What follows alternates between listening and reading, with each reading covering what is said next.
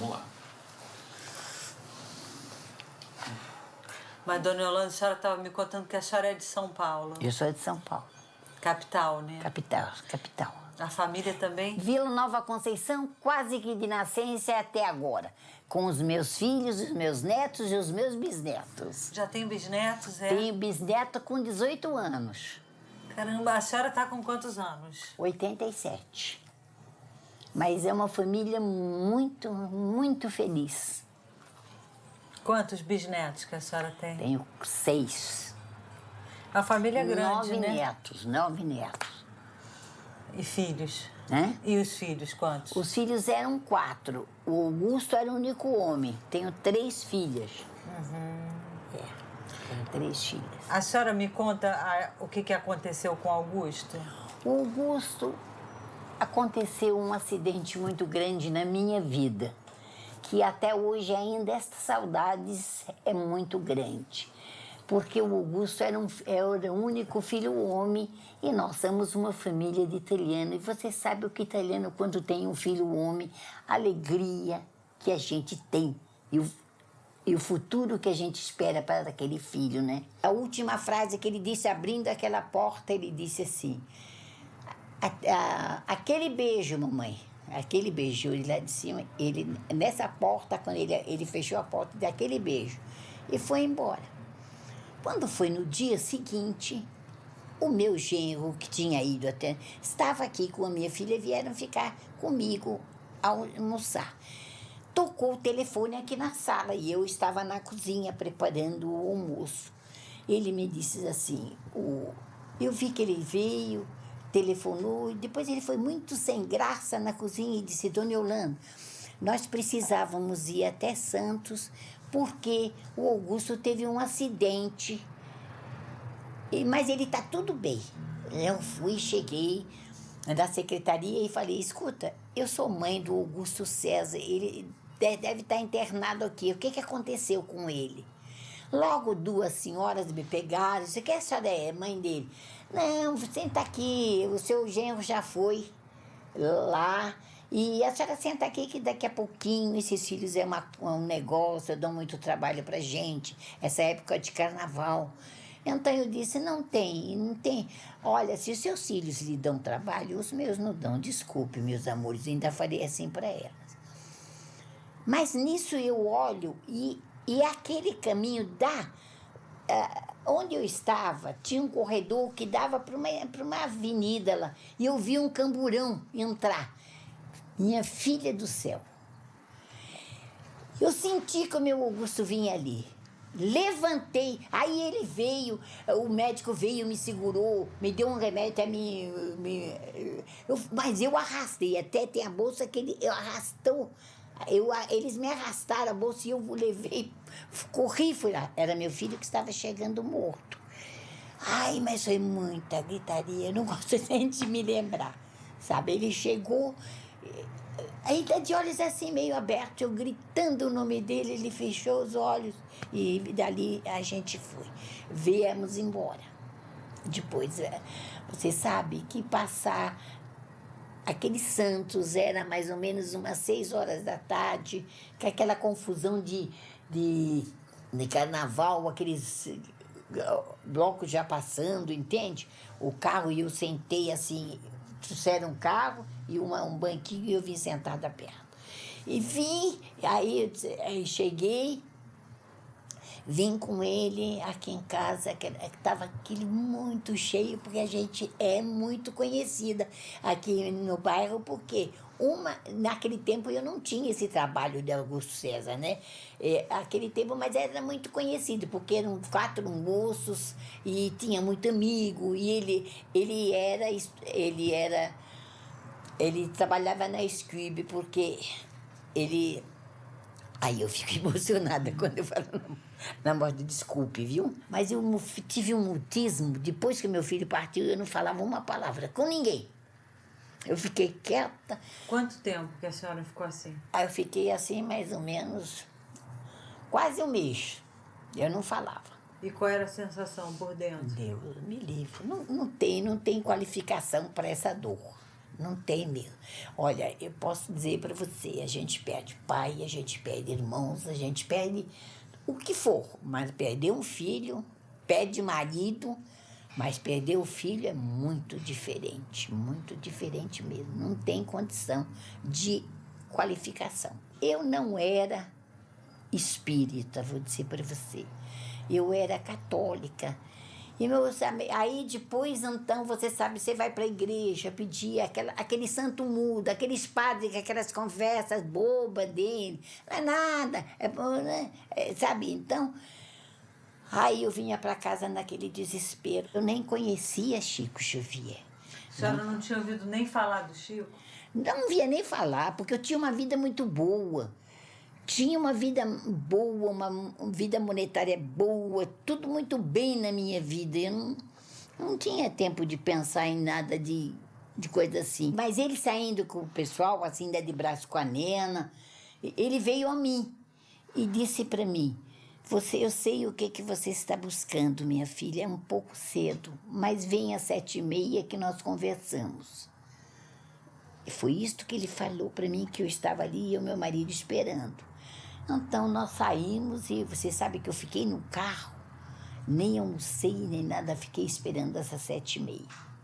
Mas como não acreditava em doutrina, não acreditava para mim, eu peguei, entrei, fiquei sentado, o pessoal fazia fila para cumprimentar o Chico e ele olhava, ele cumprimentava um e olhava para mim.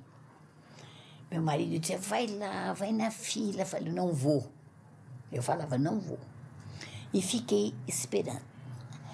Daqui a pouco eu peguei e mudei de lugar. Fui para o outro ângulo, que ele, para me ver, ele tinha que fazer assim. E ele fazia.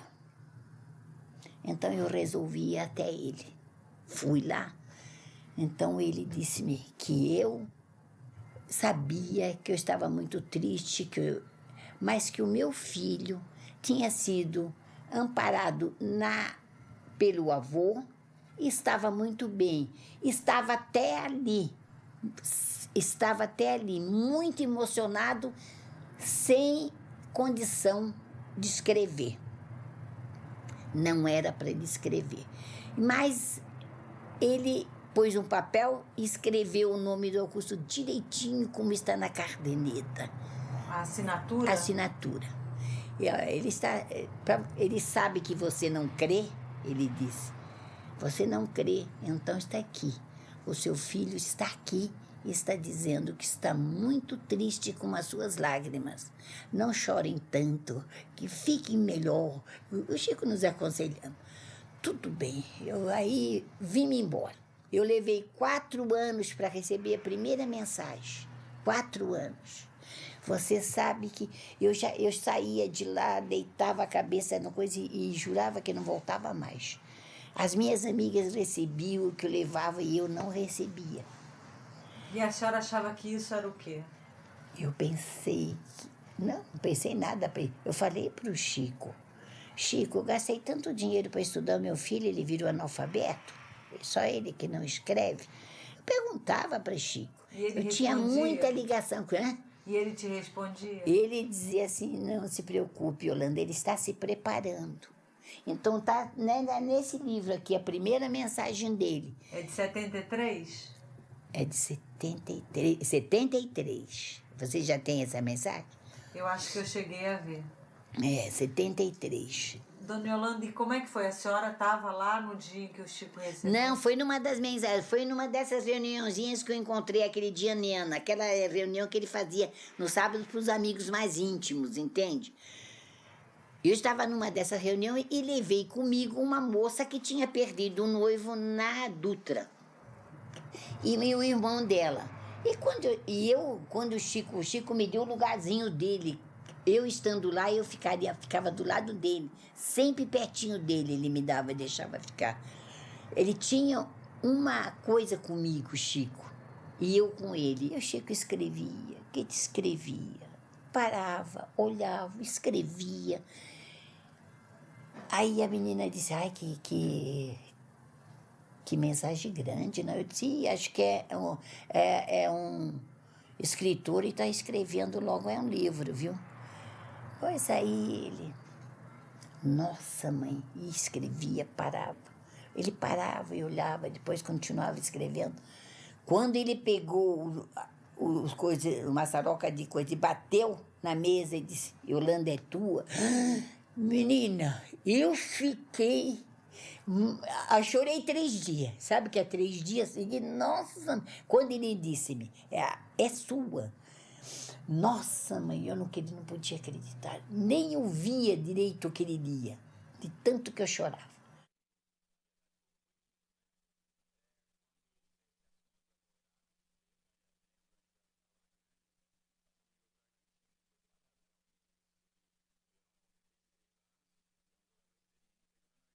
Minha mãe, minha querida mamãe. Aqui não é muito diferente daí, embora seja diferente daqui. Explicar como é isso, não sei ainda. Parece, mamãe, que a vida é como um rio. As águas do tempo nos levam para adiante e a gente vai seguindo, fazendo o que pode para não submergir e trabalhar de algum modo na viagem. Será que esta imagem me ocorreu por lembrar aquele dia? Aquele dia que nós não queremos lembrar? Graças a Deus, vejo-a firme e valorosa, vivendo e servindo. Não avalia o que foram para mim os primeiros tempos. As suas aflições e as suas angústias.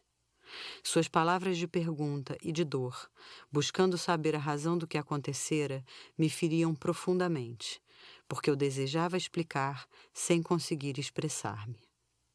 Se o seu coração querido se colocar em lugar do meu, saberá como doíam aquele pranto e aquelas orações sentidas que recebia de seu carinho, ante o meu retrato e à frente do lugar onde as últimas lembranças ficaram entre nós.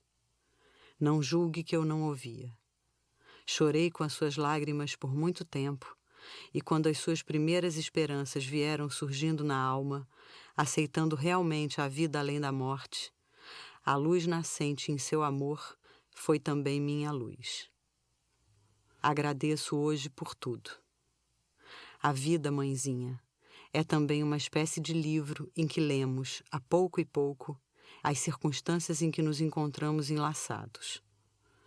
Somos hoje uma família maior. A princípio, quase 4 fevereiros de retaguarda, supunhamos ser um grupo único em nosso bairro feliz de São Paulo. Depois, semana a semana, fomos descobrindo que somos muitos. Hoje costumo rir de mim mesmo. Fantasiava escrever uma carta revelando detalhes de casa e família, mas antes que eu pudesse grafar o que pensava, eis que o Chico veio a nós.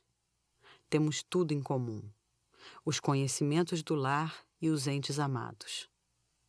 Não consegui transitar nos fenômenos para reconhecer que o maior fenômeno é esse profundo amor que nos reúne uns aos outros. Hoje, como antigamente, sinta-me chegando devagarinho para um abraço do coração e ouça-me de novo a dizer: mamãe, eu estou com muita saudade de você, mas com muita saudade de você. Seu sorriso me iluminará, como acreditando e não acreditando no que eu dizia, para acentuar ainda mais o meu desejo de abraçá-la. Mas abraçando a meu pai e a todos os nossos, no carinho que trago ao seu carinho, posso repetir: mamãe, é mesmo, eu estou com muitas saudades de você, mas o meu coração está com o seu coração para sempre. Sempre seu, Augusto César.